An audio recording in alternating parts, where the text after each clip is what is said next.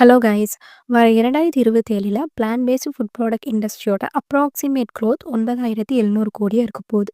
இந்த இண்டஸ்ட்ரியில் demand rate அப்படிங்கிறது ஹை ஆகிட்டு தான் இருக்கும்.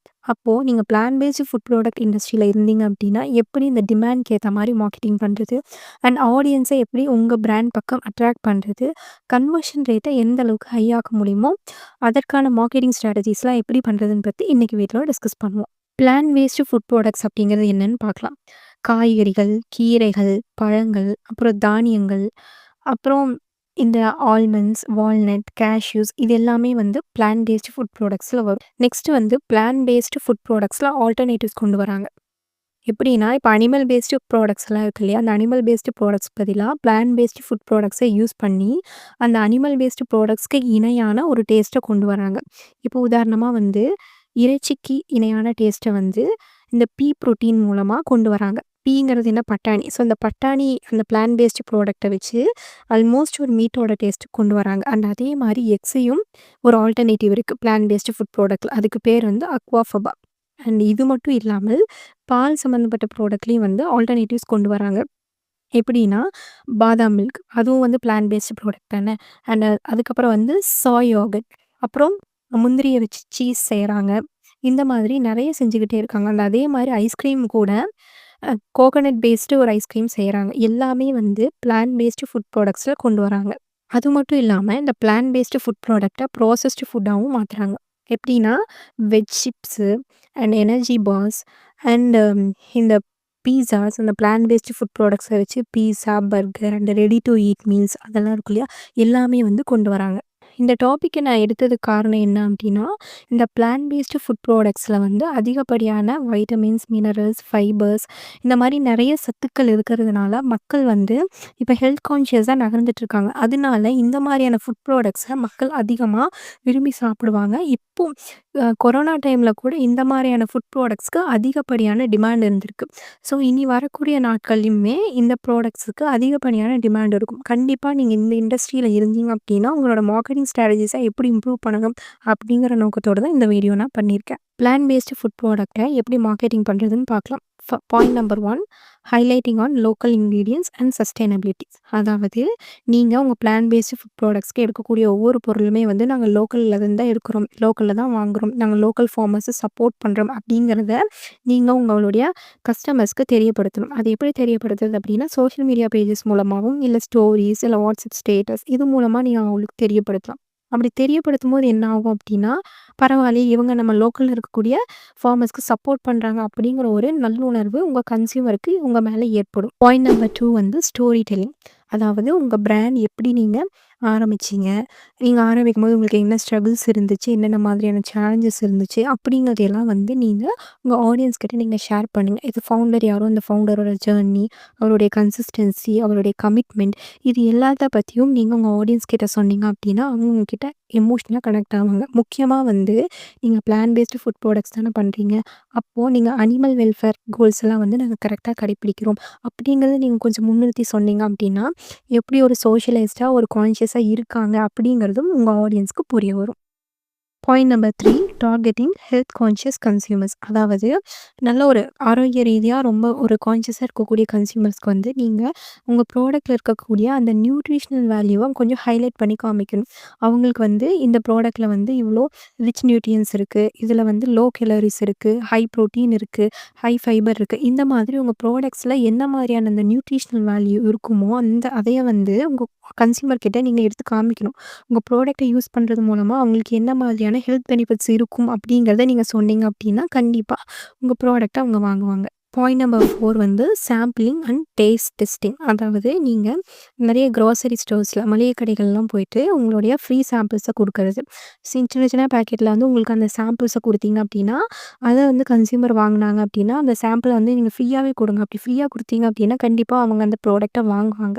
அப்போ அதை வாங்கி பார்த்துட்டு அந்த டேஸ்ட் அவங்களுக்கு பிடிச்சிருச்சு அப்படின்னா திரும்பவும் வாங்குவாங்க. அண்ட் வந்து ஏதாவது ஒரு ஸ்பெசிஃபிக்கான ஈவெண்ட்ஸ் இருக்குது அப்படின்னா அந்த டைம்லாம் வந்து உங்கள் ப்ராடக்ட்டோட அந்த டேஸ்ட்டை வந்து டெஸ்ட் பண்ணி பார்க்கறது கொஞ்சம் கொடுங்க. ஸோ அந்த ஃப்ளேவர்ஸ் அவங்க டெஸ்ட் பண்ணி பார்த்துட்டாங்க அப்படின்னா கண்டிப்பாக இந்த ப்ராடக்ட்டை வாங்கணும் அப்படிங்கிற அந்த எண்ணம் அவங்க மைண்டில் ட்ரிகர் ஆயிரும். அப்போது உங்களுக்கு சேல் அப்படிங்கிறது ஆட்டோமேட்டிக்காக நடக்கும். Point number 5 limited time offers and seasonal products. இப்போது நீங்கள் வந்து ஒரு லிமிட்டட் டைமுக்கு உங்கள் ப்ராடக்ட் வந்து ஒரு ஆஃபரில் கொடுக்குறீங்க அப்படின்னா, கண்டிப்பாக உங்கள் கன்சியூமருக்கு வந்து ஒரு அர்ஜென்சியை க்ரியேட் பண்ணும். இந்த லிமிட்டட் டைமில் இந்த ப்ராடக்ட்க்கு வந்து ஒரு டிஸ்கவுண்ட் கிடைக்கும், கம்மி ப்ரைஸில் கிடைக்கும் அப்படிங்கிற அந்த அர்ஜென்சி க்ரியேட் பண்ணாலே அவங்க அந்த ப்ராடக்ட்டை வாங்குவாங்க. அண்ட் அதே மாதிரி ஸ்பெசிஃபிக்காக வந்து இந்த சீசனுக்கு மட்டும் இந்த ப்ராடக்ட் அவைலபிள். இப்போ ஸ்பெசிஃபிக்கா ஏதோ ஹாலிடேஸ் இருக்குன்னு வச்சுக்கோங்களேன். இந்த ஹாலிடே டைம்ஸ்ல மட்டும் இந்த ப்ராடக்ட் அவைலபிளா இருக்கும் அப்படின்னு சொல்லிட்டீங்கன்னா, அந்த ஹாலிடே டைம்ல மட்டும் அந்த ப்ராடக்ட்ட அதிகமா வாங்குவாங்க. ஸோ இந்த மாதிரி நீங்க டிஃப்ரெண்ட்டா மார்க்கெட்டிங் பண்ணணும். Point number 6 echo friendly packaging. அதாவது உங்ககிட்ட வரக்கூடிய கன்சியூமர்லாம் எப்படி இருக்காங்க அப்படின்னா, ஹெல்த் கான்ஷியஸா தான் இருப்பாங்க. அப்போ அந்த ஹெல்த் கான்ஷியஸா இருக்கிறவங்களுக்கு நீங்க எப்படி பண்ணணும் அப்படின்னா, அ உங்க ப்ராடக்ட்லாம் வந்து நாங்க எக்கோ ஃப்ரெண்ட்லியா தான் பண்ணியிருக்கோம். அதாவது சுற்றுச்சூழலுக்கு எந்த ஒரு வகையும் பாதிப்பு ஏற்படுத்தாத வகையில தான் வந்து நாங்க ப்ராடக்ட்ட பண்ணியிருக்கோம். அப்படிங்கிறத நீங்க தெரியப்படுத்துங்க. ஸோ அப்படிங்கிறத நீங்க தெரியப்படுத்துனீங்கனாலே உங்க கன்சியூமர் வந்து ஓ! இவ்ளோ வேல்யூபிளான விஷயங்கள் வந்து சமுதாயத்துக்கு குடுக்குறாங்க அப்படிங்கிற அந்த ஒரு நல்லெண்ணம் இருக்கும். உங்களோட கமிட்மெண்ட்ட பத்தி அவங்க தெரிஞ்சுக்குவாங்க. Point number 7 hosting webinars and online cooking classes. அதாவது உங்க கன்சியூமருக்கு வந்து நீங்க வெறும் ப்ராடக்ட்ட மட்டும் குடுக்காம, உங்க ப்ராடக்ட்ட எப்படி செய்யணும் அப்படிங்கிற அந்த பிராக்டிகல் டிப்ஸ வந்து ஒரு ஆன்லைன் ஈவென்ட் மூலமாவோ, இல்ல ஒரு வெபினார் மூலமாவோ ஏதாவது ஒரு குக்கிங் கிளாஸஸ் மூலமா நீங்க ஒரு ப்ராக்டிகல் கைட் குடுத்தீங்க அப்டின்னா, அத பார்க்கக்கூடிய உங்க கன்சியூமருக்கு எப்டி இருக்கும் அப்டின்னா, இந்த ப்ராடக்ட்ட நம்ம வாங்கணும் அப்டின்னா, கண்டிப்பா நம்ம சமைச்சுருவோம் அப்டிங்கிற அந்த ஒரு கான்ஃபிடென்ட் இருக்கும். அப்ப அந்த கான்ஃபிடென்ட் வந்துருச்சுனாலே, சரி ஓகே இந்த ப்ராடக்ட் நம்ம ட்ரை பண்ணி பார்ப்போம் அப்டிங்கிற அந்த எண்ணம் அவங்களுக்குள்ள வந்துரும். Point number 8 partnership with restaurants. இப்போ நீங்க லோக்கல் ரெஸ்டாரண்ட்ஸ்ல போயிட்டு, உங்களோட பிளான்ட் பேஸ்டு ஃபுட் ப்ராடக்ட்ஸ் அந்த மெனு ஐட்டம்ஸ்லாம் வந்து மேஜர் பிராண்ட் ப்ராடக்ட்ஸ்ல செய்யற மாதிரி கொஞ்சம் அவங்ககிட்ட ரெக்வெஸ்ட் பண்ணி கேட்கலாம். ஸோ அதில வந்து ஒரு அவுட்கம் நல்லா வந்துச்சு அப்டின்னா, அவங்க அது ஒரு மெனு ஐட்டமாவே வச்சுடுவாங்க. இப்ப இது மூலமா என்ன ஆகும் அப்டின்னா, அந்த பிளான்ட் பேஸ்டு ஃபுட் ப்ராடக்ட்ஸ வந்து வீட்ல சமைக்காதவங்கலாம் வந்து ரெஸ்டாரண்ட்ஸ்ல வந்து சாப்பிட்டு பார்ப்பாங்க. இப்ப சாப்பிட்டு பார்த்துட்டு, ஓகே இது நல்லாயிருக்கு அப்டின்னா, கண்டிப்பா இந்த ப்ராடக்ட்ட வாங்குவாங்க. பாயிண்ட் நம்பர் 9 வந்து கஸ்டமரோட டெஸ்டிமோனியல்ஸ நீங்க சோஷியல் மீடியா பேஜஸ்லாம் வந்து போஸ்ட் பண்றது. ஸோ கஸ்டமர் வந்து என்ன மாதிரியான ஃபீட்பேக் குடுக்குறாங்களோ, அத வந்து டெக்ஸ்ட்டாவோ இல்ல வீடியோ ஃபார்மேட்ல இருந்துச்சு அப்டின்னா, மக்கள் இனிமே நம்புவாங்க. ஸோ மேக்ஸிமம் நீங்க இந்த டெஸ்டிமோனியல்ஸ்லாம் வந்து ஒரு வீடியோ ஃபார்மேட்ல வாங்கி வச்சுட்டு பண்ணீங்க அப்டின்னா, இன்னுமே எஃபெக்டிவா இருக்கும். ஸோ அத பார்க்கக்கூடிய கன்சியூமருக்கு எப்டி இருக்கும் அப்டின்னா, அந்த வாங்கி யூஸ் பண்ணவங்க இன்னும் ஹெல்த் ரீதியா வந்து ஒரு நல்ல ஒரு ஒப்பீனியன குடுத்தாங்க அப்டின்னா, உங்க ப்ராடக்ட்ட சார்ந்து கண்டிப்பா உங்க ப்ராடக்ட்ட வாங்குவாங்க. பாயிண்ட் நம்பர் 10 வந்து எஜுகேஷனல் கான்டென்ட்ட குடுக்குறது. அதாவது சோஷியல் மீடியா பேஜஸ்லாம் வந்து நீங்க எஜுகேஷனல் கான்டென்ட்ட குடுக்குறது. இப்போ இந்த பிளான்ட் பேஸ்டு டயட்ட யூஸ் பண்றது மூலமா என்னென்ன மாதிரியான சுற்றுச்சூழல் ரீதியான என்னென்ன நல்ல விஷயங்கள் இருக்கு, அந்த பெனிஃபிட்ஸ் இருக்கு அப்படிங்கிறத நீங்க சோஷியல் மீடியா போஸ்ட்ல போடலாம். இல்ல ஒரு வீடியோஸா குடுக்கலாம். ஒரு ப்ளாகோ, இல்ல ஆர்டிக்கிளோ, பாட்காஸ்ட்டோ ஏதோ ஒரு மூலமா வந்து உங்க கன்சியூமருக்கு இது மூலமா என்ன ஒரு நல்ல விஷயம் சுற்றுச்சூழலுக்கு ஏற்படும் இந்த பிளான்ட் பேஸ்டு டயட் மூலமா அப்படிங்கிறத நீங்க உங்களுடைய ஆடியன்ஸ்க்கு குடுங்க. ரொம்ப முக்கியமான விஷயம் என்ன அப்டின்னா, இ-காமர்ஸ் பிளாட்ஃபார்ம்ஸ்ல இந்த பேண்டமிக் டைமிங்ல மட்டும் இந்த பிளான்ட் பேஸ்டு ஃபுட் ப்ராடக்ட்ஸோட சேல்ஸ் வந்து 20% நடந்திருக்கு. ஸோ அந்த 2020, 21 அந்த அந்த நேரங்கள்ல தான் கொரோனா வந்தது. ஸோ அந்த டைம்லேயே வந்து 20% ஆஃப் சேல்ஸ் வந்து வெறும் பிளான்ட் பேஸ்டு ஃபுட் ப்ராடக்ட்ஸ்ல நடந்திருக்கு அப்டின்னா, இனி வரக்கூடிய காலங்கள்ல மக்கள் இப்பவே பார்த்தீங்க அப்டின்னா, இதற்கான டிமாண்ட் அப்டிங்கிறது அதிகமாயிட்டே தான் இருக்கு. அப்ப இனி வரக்கூடிய 2025, 27 இந்த டைமிங்லலாம் வந்து இதனுடைய டிமாண்ட் அப்படிங்கிறது அதிகமாயிட்டே இருக்கும்.